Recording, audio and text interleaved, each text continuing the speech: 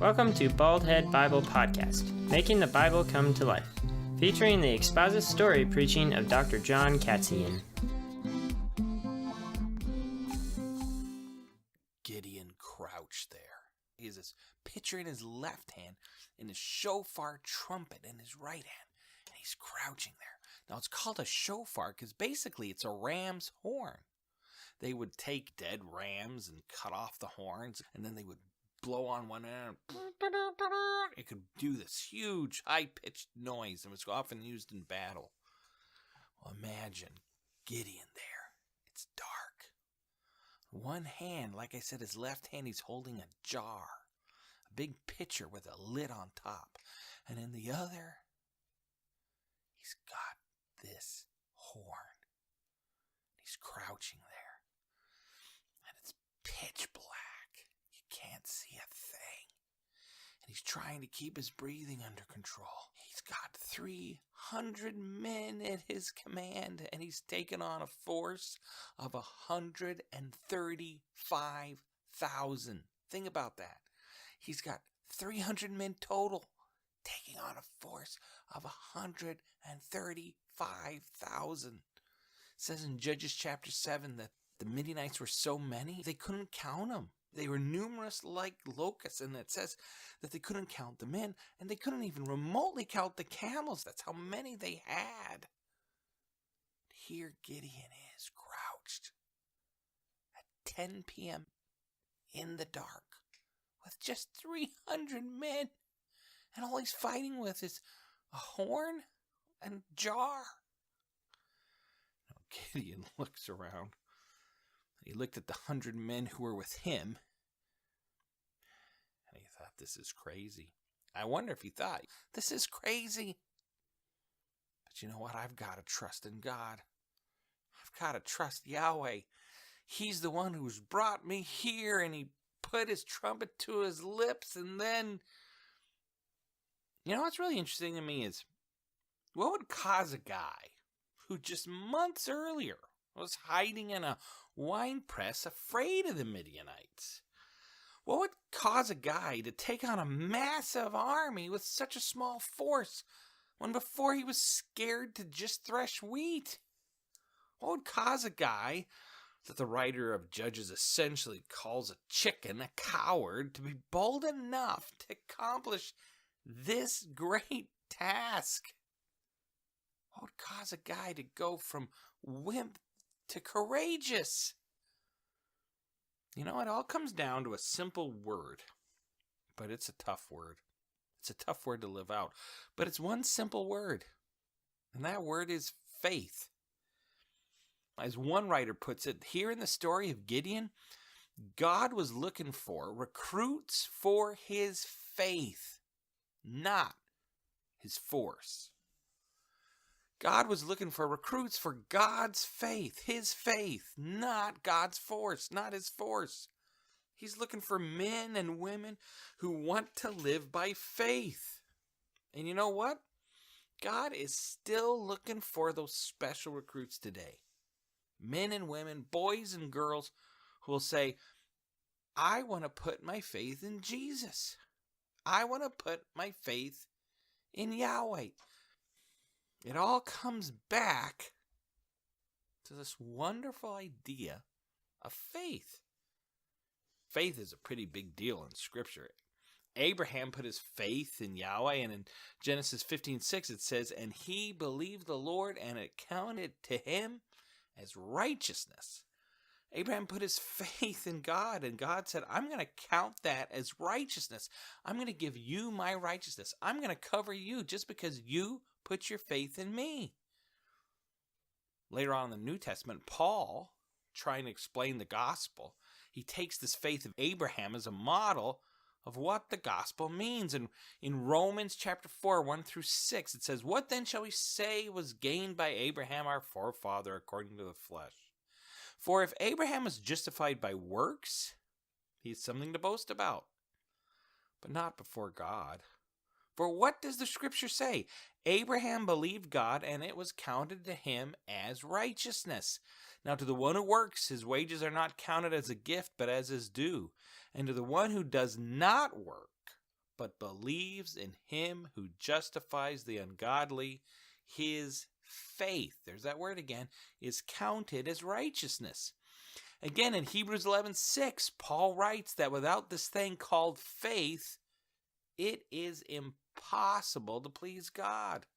And also in that chapter in Hebrews 11, the great chapter on faith's hero, where Paul begins the chapter by defining faith. Now, faith is the assurance of things hoped for, the conviction of things not seen. Well, that whole chapter in Hebrews 11, it's called the famous hallway of the heroes of faith.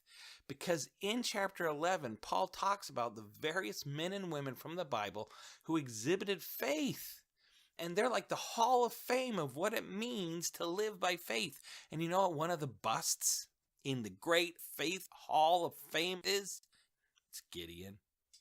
It says, "And what more shall I say? For time would fail me to tell of," the writer's saying, "Gideon, Barak, Samson, Jephthah, David, and Samuel and the prophets, who through faith conquered kingdoms, enforced justice, obtained promises, stopped the mouths of lions, quenched the power of fire, escaped the edge of the sword, were made strong out of weakness, became mighty in war, put foreign armies to the flight. Women received back their dead by resurrection." I mean, faith is a big deal. Think about it. You can't please God without it. You can't obtain the promises of God without it. And in Galatians 3:11, it says, "The righteous will live by," you got it, faith. So here is Gideon, the model of faith, who only a couple months earlier was not the model of faith. He was the exact opposite. He was the model of what it means to be a chicken. Here we have Gideon, model of faith, about ready to strike. But like I said, he was a chicken months earlier. And just a few days before this incident, when he's about to raid the Midianites, his faith started to waver again. You know, God had taken his men of over 10,000 men and whittled it down to just 300. Remember, he started with 32,000. God whittled it down to 10,000. And now God said that's still too many. And then he whittles it down to 300. And possibly God gave Gideon the worst fighting force imaginable. The worst people you would want in your army. That's who Gideon's got in his 300. And I can imagine he comes, sort of crawls to the edge of the cliff. He looks down into the valley of Jezreel, where all the Midianites are camped. And he looks at them all, like I said, numbered as many as locusts. It says there in Judges chapter 7, you couldn't count them, especially the camels. They numbered as the sand of the sea. I mean, this was a massive amount of people. You can imagine, he looks down and he sees a mighty force. Then he looks back. He sees the misfits he's stuck with. Then he looks down and sees all the military strength and all those powerful camels and horses, and maybe he sees hundreds and hundreds of people, men fighting and practicing, and then he looks behind him. He sees Larry swing his sword and miss the target, and instead he hits Jacob bonk in the head, and Jacob gets mad and swings his sword and misses him, and he hits himself in the foot, and he's thinking, oh my goodness. He leans over and talks to his second in command. His name is Purah, P-U-R-A-H, Purah. Turns and talks to Purah. I don't know. Does God really want me to take these 300 men against 135,000 Midianites? I mean, look at Jacob and Larry. They're idiots. Are you sure, Purah?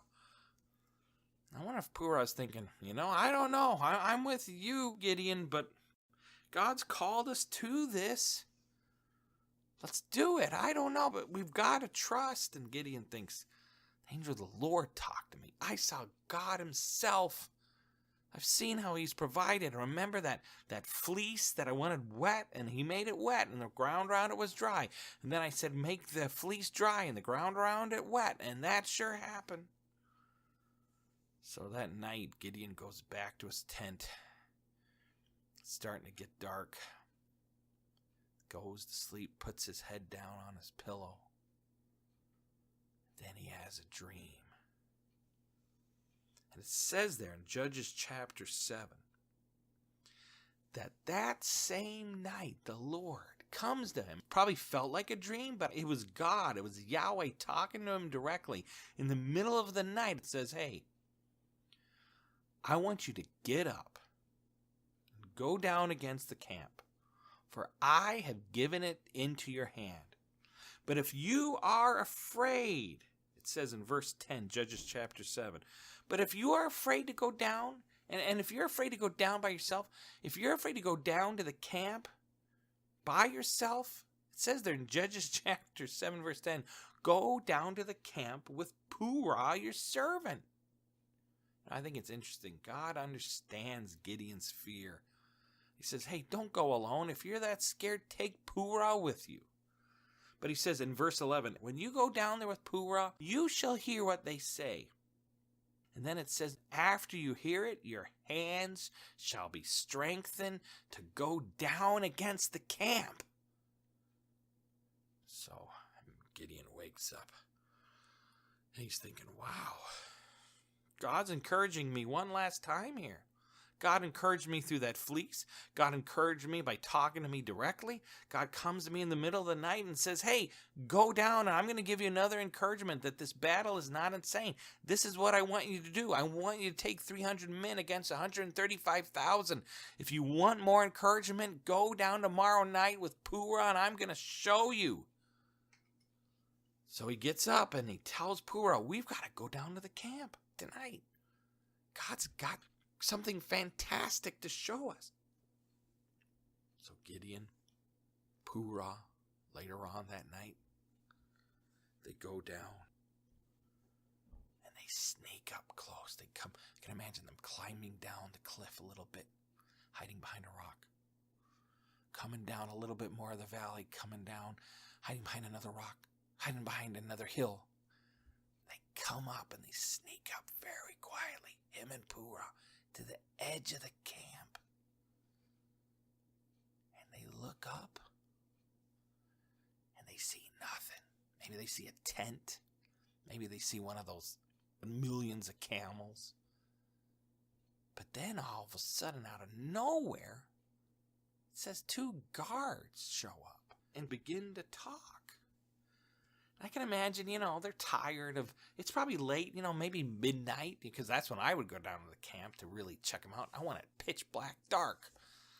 These guards are tired. It's in the middle of their shift. Maybe one's eating a sandwich. Maybe he's taking a break and the other's standing there. Have you seen anything, Fred? No. Have you seen anything, Frank? Nah, I haven't seen a thing. And then Fred says, hey, Frank, can I have some of your sandwich? And Frank says, all right, sure, have some of my sandwich. And Fred goes, Frank, I gotta tell you, I had a weird dream. I had just the oddest dream last night. And Frank goes, what sort of dream was that? And he says, well, let me tell you. He said, behold, I began to dream. Maybe it was the pizza I ate the night before. I don't know. But I began to dream that this cake of barley bread tumbled into our camp and came up to my tent, struck my tent, and knocked it flat and turned it upside down. And I'm inside. And Frank's like, that's a weird dream, Fred. And Fred's like, I know.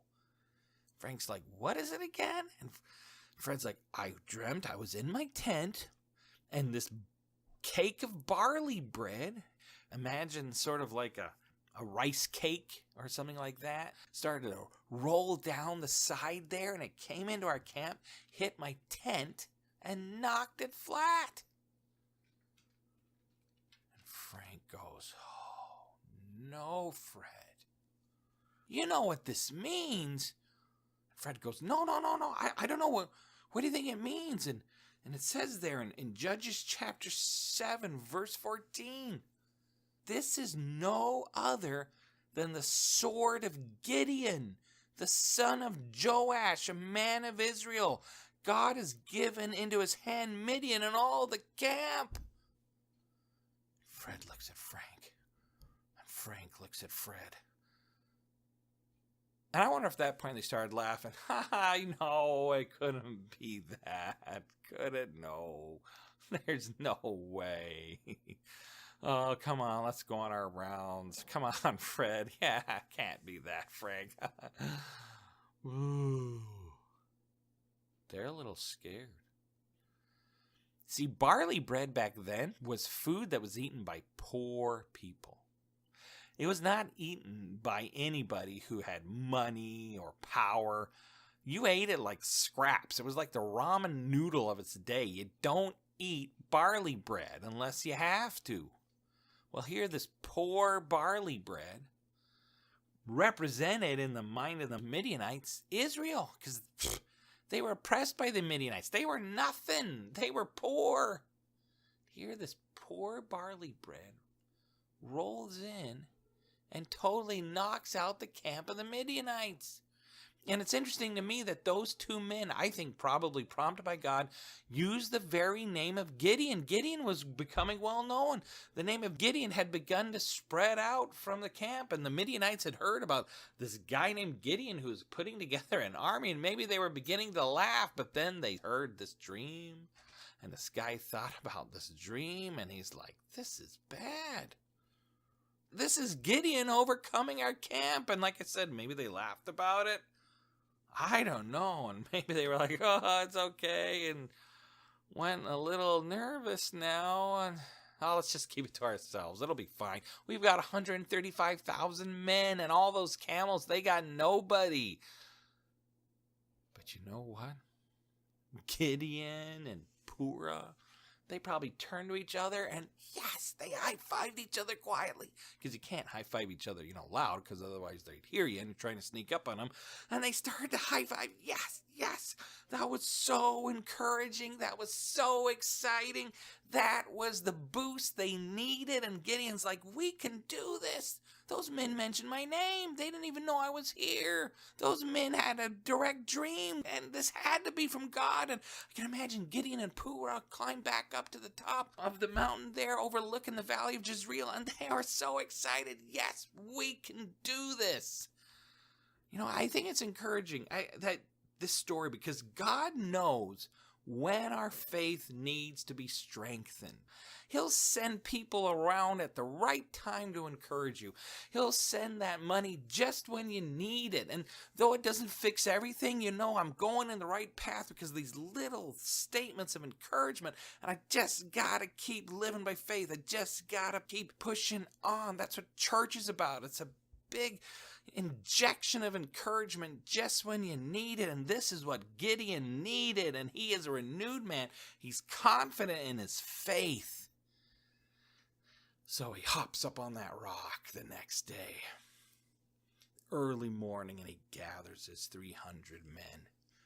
And he says, all right, here's the battle. This is what we're going to do. I want you to pick up a pitcher. Now remember, they had 32,000 men at the beginning. A lot of them left. They were left to 10,000. 10,000 men then left, and they only had 300. Well, every time those people left, they would leave their provisions. And quite often, these men would bring their provisions, food that they would eat, in one of these big clay jars with a lid on top. Well, when they went back home, they just left their provisions in their jar. They also all brought a horn with them, again, to call for help in the middle of battle. When you're surrounded, you would blow on your ram's horn. People would come to you to help you. Well, a lot of men left their horn. So 300 men, they each had their own jar, but inside this jar wasn't provisions. Inside this clay jar was a candle, or the Bible says a torch. A big fiery torch, and inside this jar there was a torch that they would light. They would probably put some oil on it. take some sort of match back then, and it was lit, and then they put the lid on top of it, so it was dark. But if they removed the lid, the light would shine. There was enough air probably to get through, but they lit the torch, and they put the lid on top. And in the other hand, they carried this shofar, this trumpet, this ram's horn. And I can imagine Gideon and Purah showing them, hey, this is what we're going to go into battle with. And I can imagine Larry and Jacob and Steve, they're like, that's it? They probably had their sword on their hip. But we're going to go into battle with a jar with a torch inside of it, a flaming torch, and a ram's horn? That's what we're going to go into battle with? Gideon said, yes. This is what God told me to do. Are you with me? And they're all like, yeah, I guess so. I sort of like this jar. It's sort of cool. Yeah, let's do this. Come on, let's do it. I get my own horn. Yes. And so Gideon said, all right, there's 300 of us. Tonight, we're going to go down there. And I want us to break into companies of 100 each. 3 groups of 100. I'm going to lead one. Purah's going to lead one. And you know what? We're going to have Larry lead the other. And Larry's like, yeah. Oh, me? Are you sure? Yep. We're going to break up into 300. We're going to totally surround the camp. And then when I say, for the Lord and for Gideon, that's when I want you to smash this pitcher.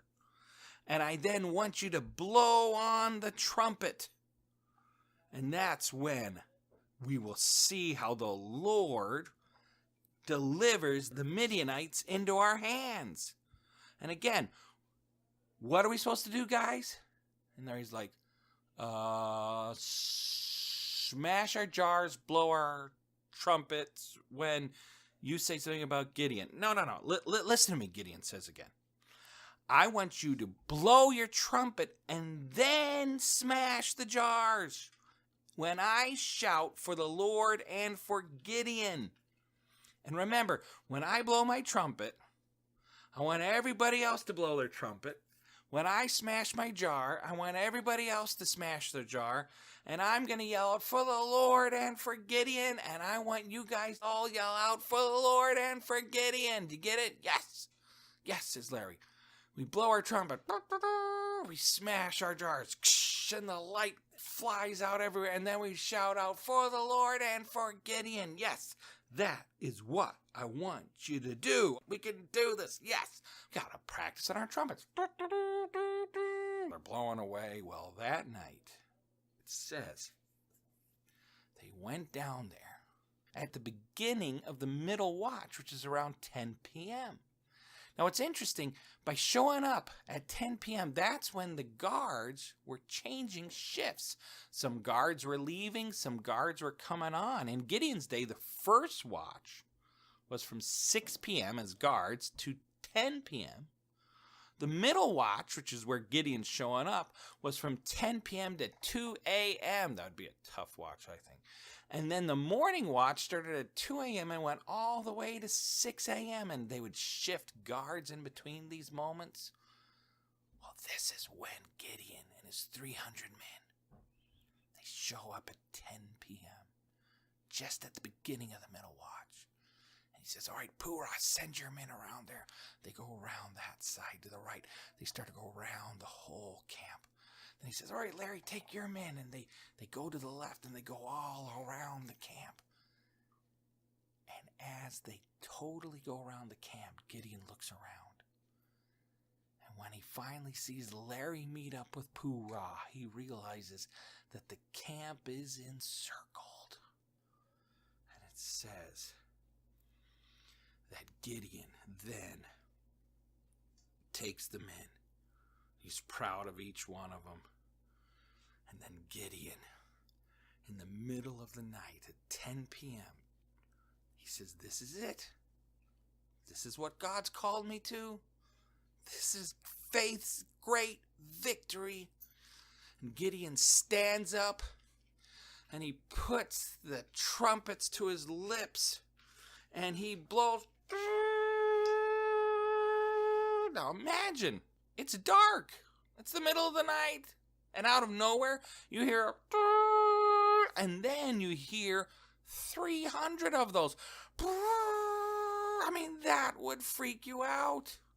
And then Gideon smashes his jar and outshines the light from the torch, the flaming torch. The light shines forth. And imagine one of those. It's pretty scary enough, but can you imagine 300 all of a sudden out of nowhere? All this light and these guards who are milling around, and then they hear the men cry out, "A sword for the Lord and for Gideon! A sword for the Lord and for Gideon!" They yell it out as loud as they can.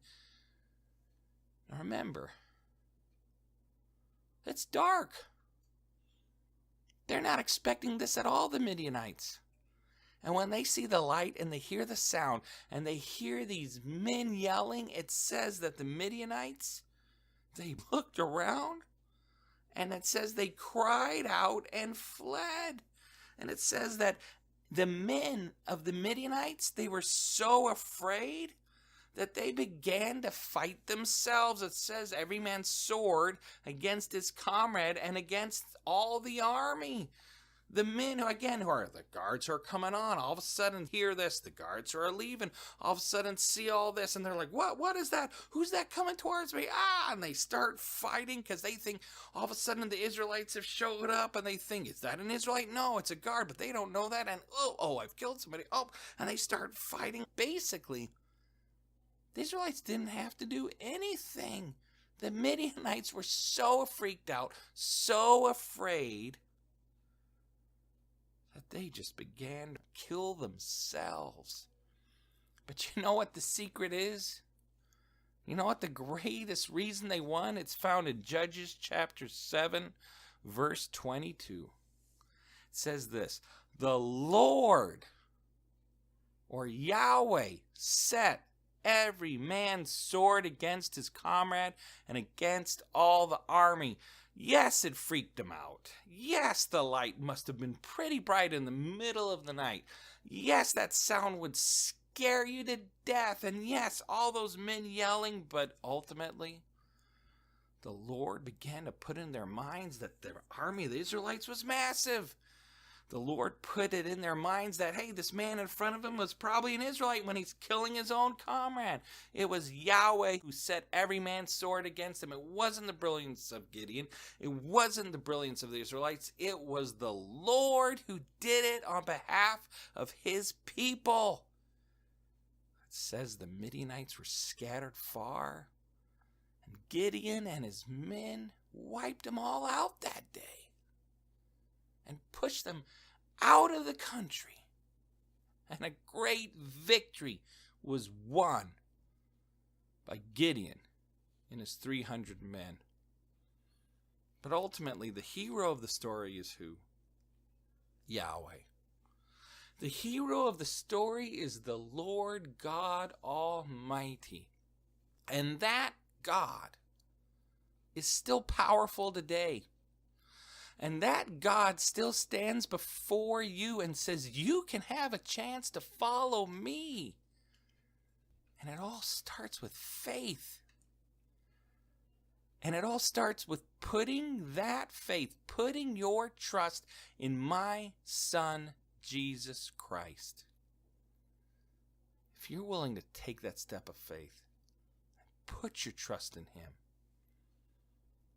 I'm telling you, you can be a modern day Gideon, and who knows what God can do with your life if you're just willing to step forward in faith, follow him, and say, Jesus, I'm going to be loyal to you, and I'm going to follow you the rest of my life. That's where I put my faith. Will you do it? Will you be a modern Gideon and live by faith? Man, I sure hope you will, because you will be excited about the adventure God is going to take you on if you just take that initial step. Do it. Do it today.